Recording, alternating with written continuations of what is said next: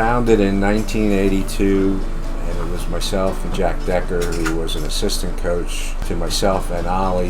And it was with the suggestion and the push and the support of Frank Roberts, who was the athletic director at EMAC High School at the time. And he also was a former swim coach for Jack Decker and Charlie Norelli and that whole group of swimmers.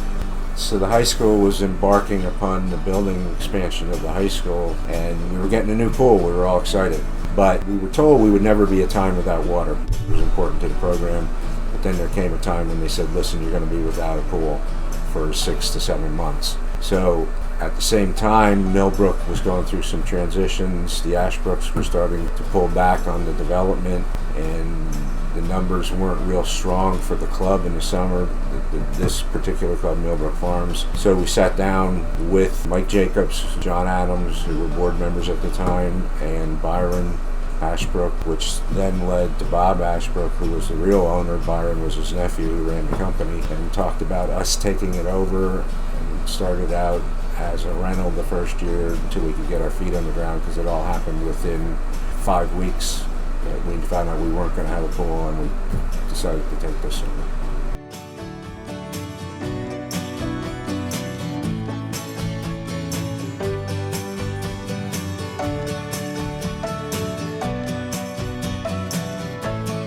So we didn't have a direct feeder. A lot of the swimmers through the years, myself, Charlie Norelli, the ingredients, Jack Decker, swam at the Y. Our area did not have AAU clubs, which were present when I was little. There wasn't USA Swimming, and then that evolved into USA Swimming. So our area really never embraced that part. There was a Y presence, but there wasn't a USA Swimming presence, and it was apparent that if we were going to go to a higher level, we needed to get involved in the USA Swimming world. And Frank Roberts, being the AD and having the swimming background that he did, and a parent named Walt Sopp, who landed here from Mission Viejo with 2 very talented swimmers from the high school, encouraged us to start a USA program. And like I said, Frank was very supportive of the notion.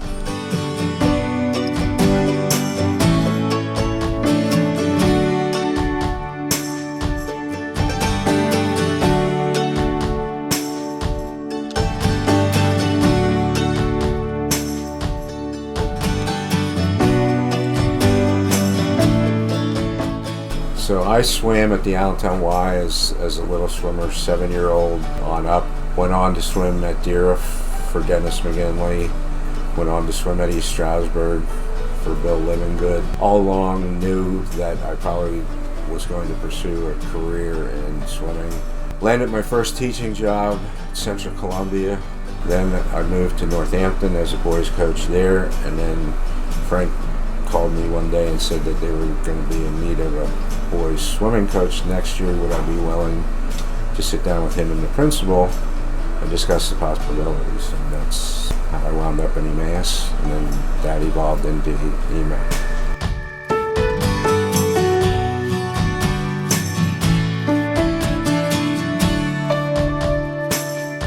Mike and I swam during the same time frame. And then I started coaching EMAC high school swimming in 1970. And when I went to Deera, I'd see his name on the record board. And a few years later, he graduated from college and came to EMAC as a head boys swimming coach. I was the head girls swimming coach, and we joined forces to make the teams better. I'm one of 7 children. I'm number 6. I really didn't have an interest in competitive swimming as a young child, but being one of 7 means you do what needs to do for the fully functioning family. And we were swimmers at the Wilkes-Barre YMCA, where I grew up, and had the opportunity to meet a lot of swimmers growing up in my area and in my valley up in Wilkes-Barre, and it was a wonderful experience. And then growing through that, I actually grew up and started embracing the competitive swimming community a little bit more through my high school years. I went to Shippensburg University, where I swam my freshman year, and after graduating from Shippensburg University with a degree in education, English education, I was hired in the East Penn School District as a 7th grade English teacher, where on my 2nd day of school I met with Mike Sipe, and I was hired at EMAC Aquatic Club.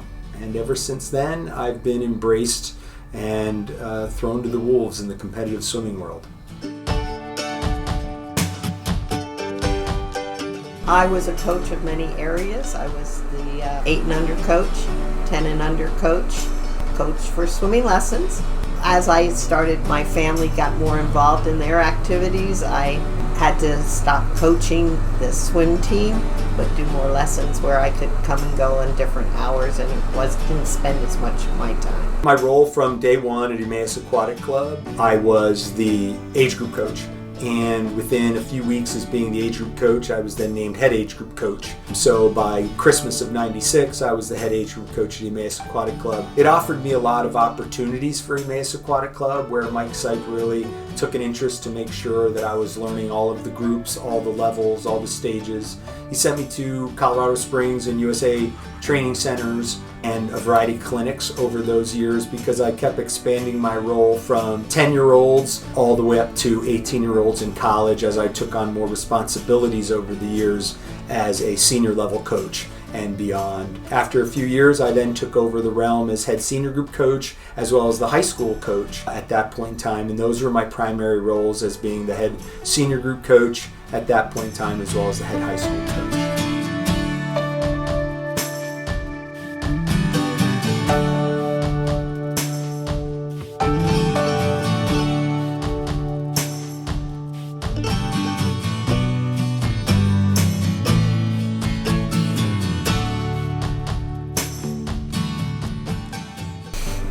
Putting a bubble up and down, it wasn't a great memory at the time, but it's a great memory now. Thinking back on it, when we had bubble up, bubble down day, it was like a festival.